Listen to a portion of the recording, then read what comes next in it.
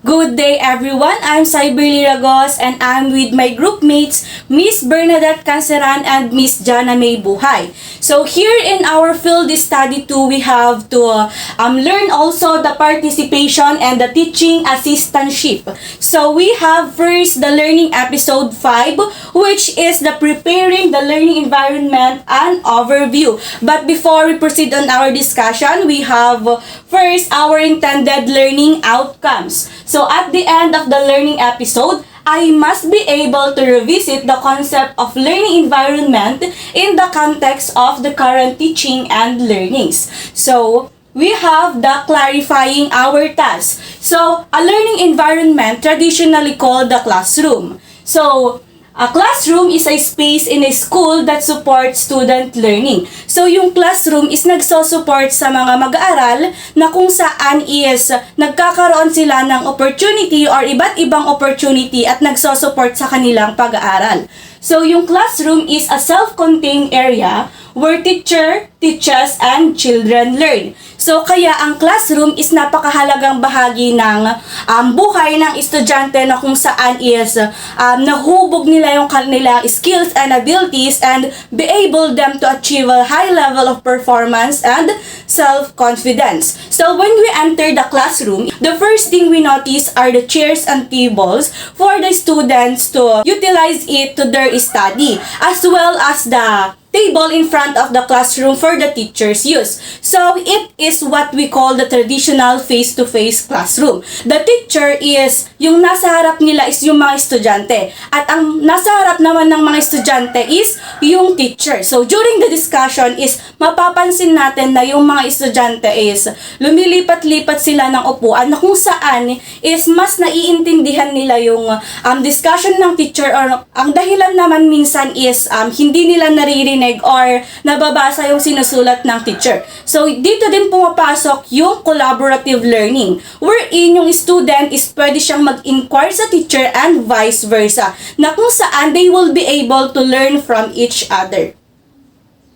So, we have also the characteristics of conducive learning environment. So, we have the flexibility, openness, access to resources, physical classroom, and last is the psychological atmosphere. So first, we are going to discuss about the flexibility. There is opportunity to have small groups and movable walls. So dito sa flexibility is, sa loob ng classroom is mahalaga talaga yung flexible seating arrangement. Na kung saan yung gaya nga ng sinabi ko kanina na lumilipat yung mga estudyante na kung saan is mas maiintindihan nila yung discussion ng teacher or mas comfortable sila. And minsan din is para mas maintindihan nila yung dinidiscuss ni teacher. And sa small groups naman is kapag may mga group activity or during the discussion is pwedeng magtanong yung isang estudyante sa kanyang classmate na kung saan is mas maiintindihan niya yung discussion at magkakaroon din siya ng knowledge or be able to them to expand their knowledge. And next, we are going to discuss the openness. So, openness, learning corners or areas which could be shared. So, yung learning corners or areas is napakahalaga sa loob ng classroom na kung saan it fosters collaboration, efficiency, and continuous improvement to education. And the students also, through this openness, they will be able to explore and be able to them to expand their knowledge. And it allows also the teacher to create a more engaging environment and to adapt the practices for the learner's progress. So, our third characteristics is the access to resources. So, audio-visual materials are ready and open for use. So, what are those audio-visual materials? So, for example, we have the TV, laptop, or projector inside the classroom. So, yung paggamit ng TV na kung saan ikino-connect sa laptop with the help of HDMI is mas napapadali yung discussion ni teacher or example na lang kapag reporting ng mga estudyantes, mas napapadali yung pagre-report. So, for example na lang din na na-access natin sa school is pagkakaroon ng computer laboratory. Na kung saan is kapag may mga assignments, activities, pwede natin gamitin or na-access natin yon at pwede tayong mag-search doon. So, we have also the physical classroom. Space is clean and safe. Why it is needed for the classroom to clean and safe? Because it is to maintain health, well-being, and for the focus of the students and teachers. So, kung mapapansin din natin ay Before. the discussion ay sasabihin ng teacher na before we proceed on our discussion, please class arrange your chairs and pick up those pieces of trash around you. Kasi yung teacher is nasa harap na nagdi-discuss, so siya talaga yung mas naapektuhan at naapektuhan yung focus niya or concentration niya para mag-discuss. So it contributes also in positive learning environment and efficiency to instructional time. So our last characteristic is the psychological atmosphere. It is friendly and accommodating. So, a friendly and accommodating psychological atmosphere promoting the mental health. So, yung mga estudyante they are students, they will be able to feel welcome, accepted, valued, and motivated. While ang pagkakaroon naman ng open communication which the students be able to feel comfortable in asking questions and while sharing their thoughts or ideas. While in having inclusivity also, which students be able to feel comfortable even if they have different background or perspectives. And being creativity also, which the students be able to express their ideas. And having a positive relationship for the teachers and for the students. So those are the characteristics of conducive learning environment. We have the flexibility, openness, access to resources, physical classroom, and psychological atmosphere. So next, we have the strategies in developing the optimal classroom climate. So ano nga ba yung mga strategies na yon? So let's proceed. So first, we have the learning environment addresses both physical and psychological needs of students. So, gaya na lamang ng pagpaparamdam sa mga estudyante na secured and ordered. So, nararamdaman nila yung pagmamahal ng mga classmates nila and they will feel that they are belong sila even if they have different perspectives or backgrounds. So, having personal power also and competence. So, as well as they feel fun or enjoyment in studying and having also a freedom which the students will be able to feel free or comfortable in asking questions or or to inquire on their teachers. So whenever they have clarifications in the discussion and feel comfortable also in sharing ideas with their peers and teachers. So next we have the create a sense of order. So, creating a sense of order in the sense that the instructor should educate students how to enter the classroom and instantly engage in an activity such as group activity or an individual activity in which they must participate to develop their knowledge. So, dito is nagpa-participate yung mga estudyante in group activity and to develop or to expand their knowledge na kung saan is through that group activity is they will be able to learn from each other. So teachers should also teach students how to distribute and collect material. So because it is about more than just managing classroom resources. So it is about assisting students in developing valuable life skills, responsibility, and organization, which students will benefit from in their academic journey and throughout their lives. So, natututunan nila yung pag-develop ng kanilang valuable life skills, kung ano nga ba yung skills and abilities nila na kailangan pa nilang i-improve or i-develop and also to maintain it. So, the teacher also should teach the students how to find out about missed assignments, so due to absence, and how to keep or how to make up for them so that they do not receive incomplete grades. Turuan ng teacher yung mga estudyante kung to find out or hanapin or tignan kung ano nga ba yung missed assignments nila due to their absence. Kung saan is para maiwasan yung pagkakaroon ng incomplete grades. Na kung saan is kapag nagkaroon sila ng incomplete grades is magko-comply sila at the end of the quarter na kung saan is mas mapapabagal yung pagkuha nila ng card nila or para mag-enroll. So, if the students complete the assignments that they miss,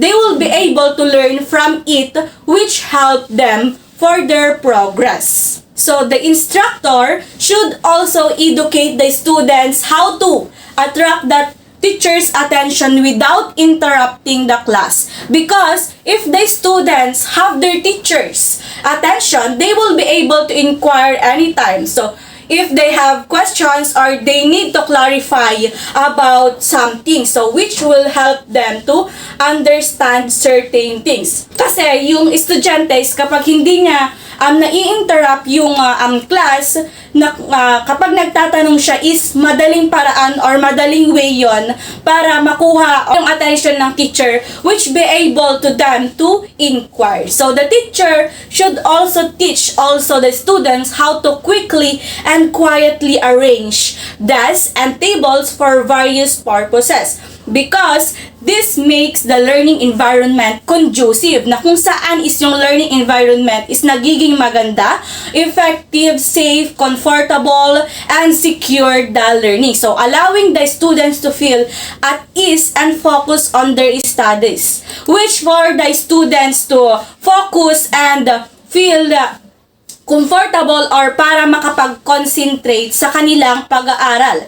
So, next is we have the greet learners as they enter your face-to-face or online classroom. So why? Because greeting students as they enter your classroom, whether it is face-to-face or online, is crucial technique for building a good and supportive learning environment, which the students is mafe-feel nila na comfortable sila, belong sila, and they feel also appreciated, and which this leads to their engagement in the learning process. So, mafe-feel nila na belong sila at na kung saan as nagiging active sila na at napapalago nila yung high level of performance. So, it builds relationships, promotes engagement, since a warm and personalized greeting can increase students' enthusiasm. So, to be there and actively participate in the class. So, at kung mararamdaman din nila yung respeto or respect is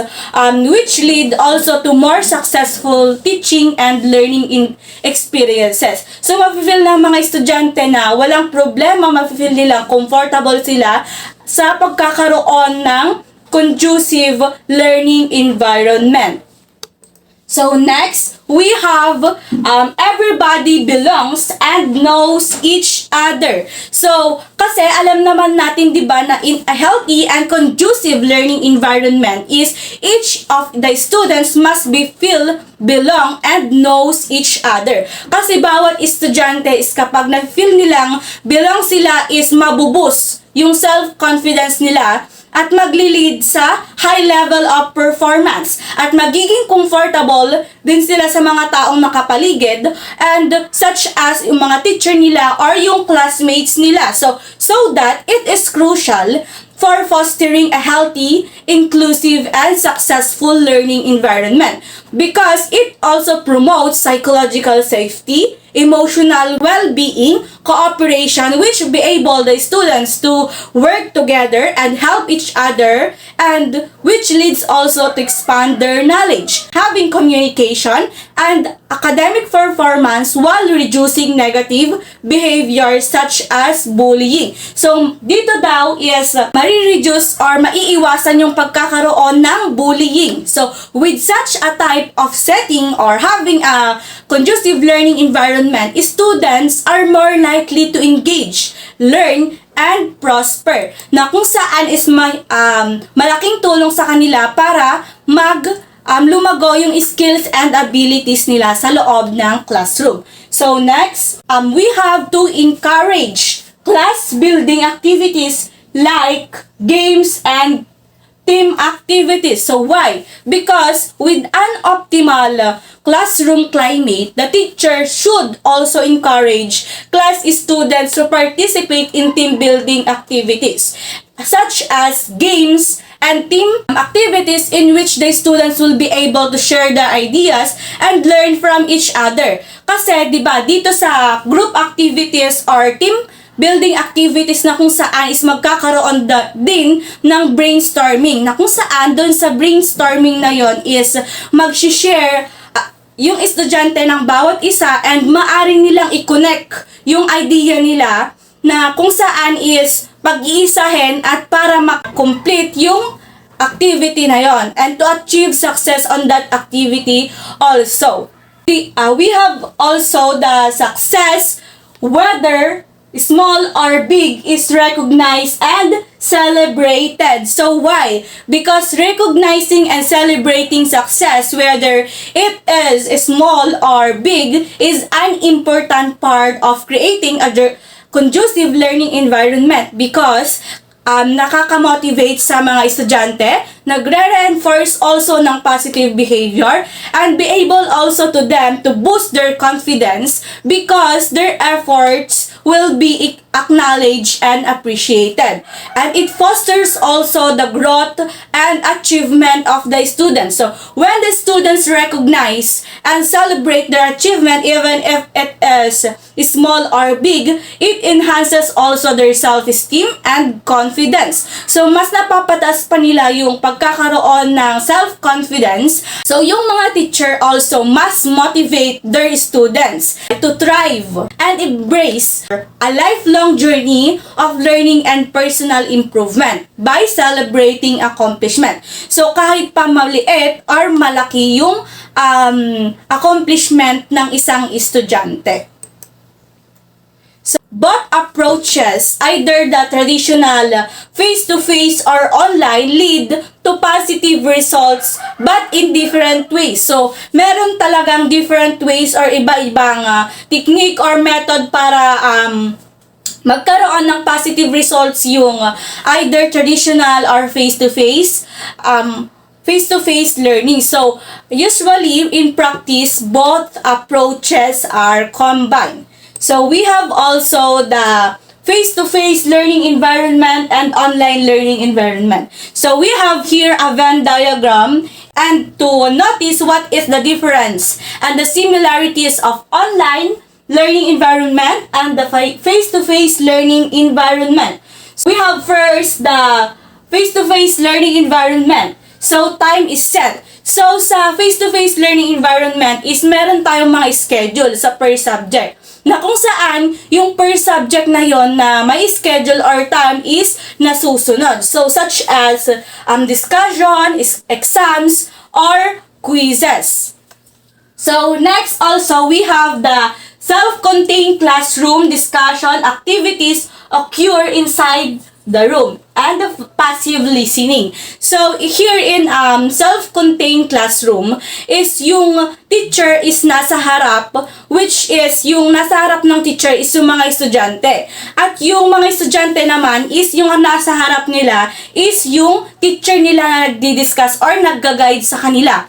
So, during the discussion also is nagkakaroon din ng flexible seating arrangement na kung saan yung estudyante ay pwedeng lumipat na kung saan sila comfortable. And having also the activities, pwede sa loob ng classroom is ipapasa talaga on time. While here in the passive listening is, for example, is yung estudyante is nagpre-pretend na nakikinig, pero nakafocus pala sa ibang bagay. So like, kung ano-anong ginagawa or checking their phone.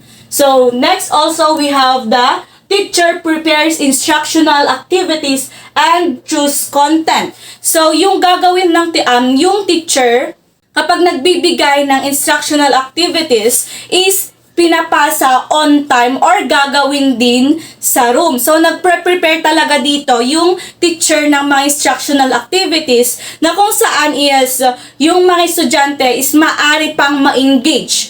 So, next is having the facilitates face-to-face learning leads and guides the learners. So, for example, is yung activity. So, kung merong hindi alam yung estudyante about sa activity, is maaari siyang mag-inquire sa teacher. So, teacher guide students through the subject matter, explaining concepts, providing information, and helping students understand the curriculum for learner progress. So, last, we have the learners and teacher engage in personal communication.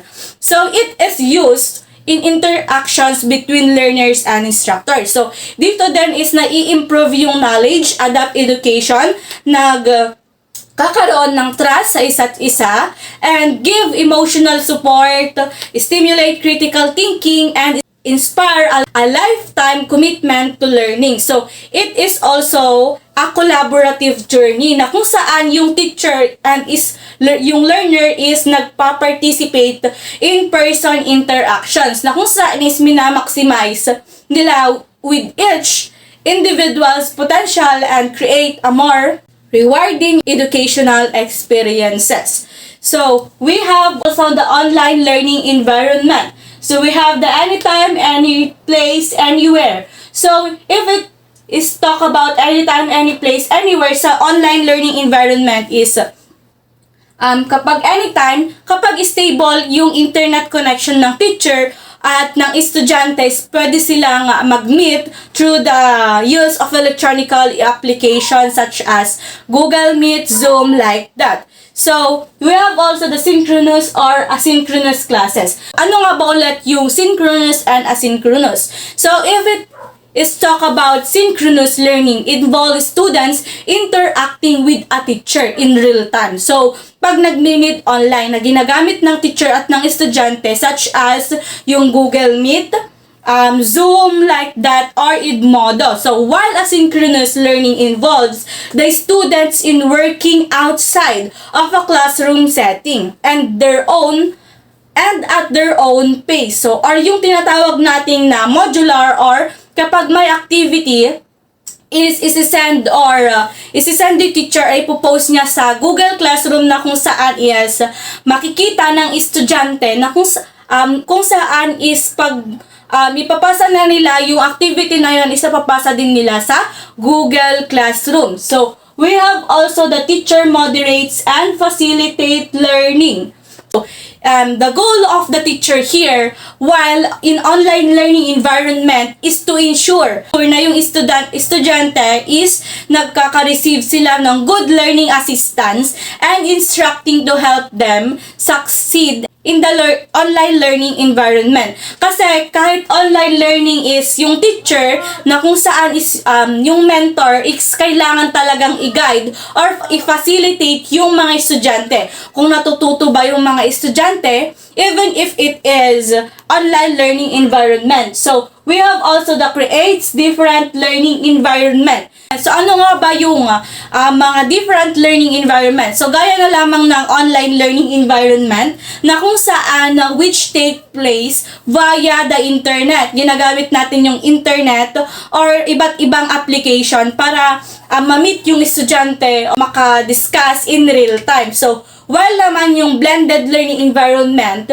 which both online and face-to-face. So, dito is pwedeng online at pwede ding face-to-face. So, last, we have the creates the multimedia educational content. So, here is such as video lectures na kung saan yung teacher is i-video nila yung sarili nila or magdi-discuss sila or having a tutorial video at cover ng variety of topics na kung saan ipopost nila or isend nila sa GC or ipopost sa Google Classroom, sa YouTube, allowing the students to view and study at their own leisure times. Yung app na quizzes or animations may be used to make the learning experiences more interesting. So, meron din tayong tinatawag na educational podcast na kung saan yung teacher is re-record nila or having the audio recording that cover the educational topics that the students will be able to listen and to comprehend it. So, dito naman tayo sa similarities ng face-to-face learning environment and online learning environment. So, we have the time. Meron talaga yung time na ginagamit dito sa face-to-face and online learning environment. So, place. So, yung place or the learning area here in the face-to-face learning environment is in the classroom. In the online learning environment, yung learning area is at home. So, teacher's role. Parehas na may teacher's role. Student's role also, which is to study or to understand those discussions. And content, which also have the content even if it is face-to-face or online. And evaluation process. So, parehas na may evaluation process sa face-to-face and online learning environment na kung saan is malalaman ng mga estudyante kung ano nga ba yung mga naiintindihan nila before, during, and after the discussion. So, thank you for listening. So, That's all. about the learning episode 5.